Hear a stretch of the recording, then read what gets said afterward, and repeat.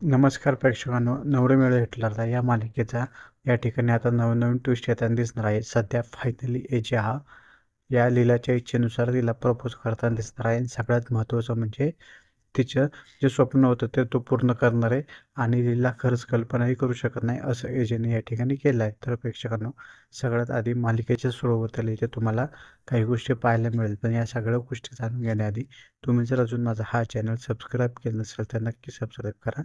अशाच मालिकेच्या नवनवीन व्हिडिओ या चॅनल तुम्हाला पाहायला मिळत राहतील. तर प्रेक्षकांनो, सध्या इथे तुम्हाला पाहायला मिळेल की एजे घरी आलेला असतो मस्तपैकी या कॅरमल कस्टर्ड इथे या लीलाने बनवलेला असताना एजेला तो खायला देतो. एजे खातो. कसं झालंय सांगा ना एजे, मी माझ्या हाताने स्वतः केले, पहिल्यांदा केले. तेव्हा तो म्हणतो एकदम भारी झाले. तेव्हा इथे दुसरीकडे सरूला या ठिकाणी टेन्शन येतं.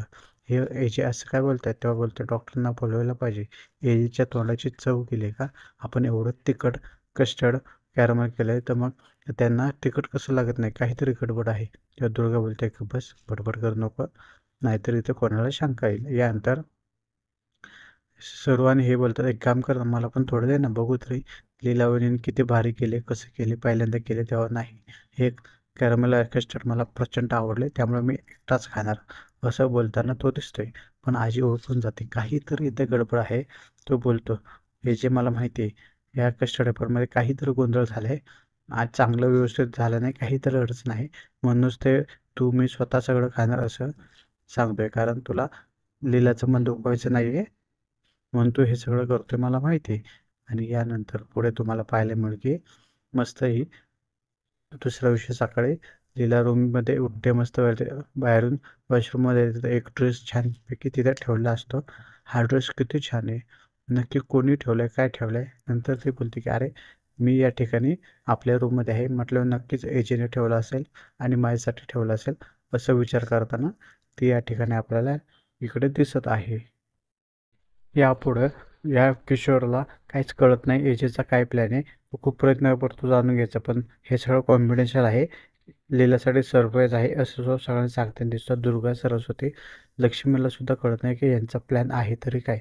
आणि यानंतर पुढे मग हा ड्रेस वगैरे बघितल्यानंतर ह्या एजेचा फोन येतो. हा ड्रेस जो ठेवला आहे ना बेडवर तो घाल आणि घराच्या समोर एक ऑटो येईल, त्या ऑटोने तो डायरेक्ट बसून तो जिथं नेईल तिथं ये असं सुद्धा या ठिकाणी तो बोलताना दिसतोय. लीला विचारते काय, कुठं जायचं, कसं काय, पण तो सांगत नाही, सरप्राईज आहे असं बोलताना दिसतो. आणि मग ही छानपैकी तयार होते, खाली जाते आणि मग सरांना सांगते काही नाही, एजेने मला फोन केला होता, म्हणलं एक रिक्षा येईल, त्या रिक्षात बसायचं आणि मी जिथं सांगितलं तिथे ये.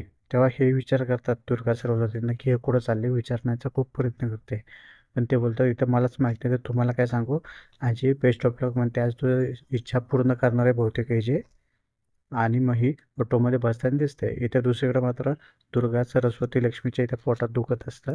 या एजे प्रपोज करणार पण आपण काहीच करू शकत नाही, कारण एजेंनी सगळ्या गोष्टी एकदम कॉन्फिडेन्शियल ठेवल्या, कोणाला काहीच सांगितलं नाही. आता आपण करायचं तर काय, हे सगळं कसं थांबवायचं खूप विचार करतात. तेव्हा मग तिथे सर्व लक्ष्मी एकाला बोलते की एक काम करू शकतो आपण, आपल्याला माहीत नाही काय पण आपण या लीलाचा पाठलाग तर करू शकतो ना. पाठलाग केल्यावर आपल्याला नक्की समजेल की ते कुठं चालले, काय चालले. अरे वा, तुझ्या डोक्यात चांगली आयडिया, तो हुशार होतो. मी नेहमीच हुशार आहे पण तुम्हीच मला वेड्यात काढता असं या ठिकाणी ते बोलताना दिसत. चल चल आपण तसंच करूया. आणि इथं किशोरला पण कळत नाही नक्की काय कळावं, पण त्याला हे समजलं असतं की रिक्षामध्ये बसून ही लीला या ठिकाणी गेली आहे. मग तो या ठिकाणी गुंडांना फोन करतो आणि सांगतो असं असं ॲड्रेस सगळ्या गोष्टी सांगतो.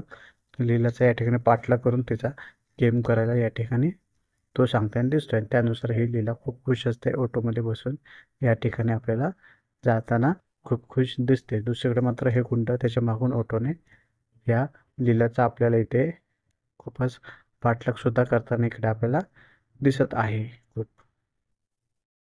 आणि या ठिकाणी एजे रिक्षात जात असताना हा माणूस पाठलाग सुद्धा करताना दिसतो, पण एजे इथे सगळं पूर्ण प्लॅनिंग वगैरे लोकलच्या ठिकाणी, ट्रेनचा ठिकाण त्यांनी पत्ता दिलेला असतो. हिची इच्छा असते ना की लोकलमध्ये जसं त्या पिक्चरमध्ये त्या मुलाने मुलीला लेडीज कंपार्टमेंटमध्ये जाऊन प्रपोज केलं होतं, तशाच पद्धतीची माझी इच्छा आहे असं तिने बोलून दाखवलेलं असतं. आणि तसंच प्लॅनिंग या एजने या ठिकाणी केलं असतं. त्याच प्लॅनिंगसुद्धा फुलप्रूफ त्याने केलं असतं. विश्वाला सुद्धा या सगळ्या प्लॅनिंगमध्ये सामील करून घेतले असतं आणि तो प्लॅन वर्कआउटसुद्धा या ठिकाणी हळूहळू होताना सुद्धा दिसतोय. हे जे इथे ही रिक्षात असते, रिक्षात ही स्वप्न बघते, ह्याची कसं प्रपोज करणार आहे, काय करणार आहे, हे ऑटो कुठं जाणार आहे, काय जाणार आहे, असंख्य विचार करत असते. पण ते खूप खुश असते फायनली माझी आज इच्छा पूर्ण होणार आहे. परंतु मागे 5 लाख लोक या ठिकाणी आपल्याला करताना दिसत आहे. परंतु यानंतर पुढे तुम्हाला पाहायला मिळते ही रिक्षा एका रेल्वे स्टेशनला येऊन थांबते. हिला नवल वाटतं,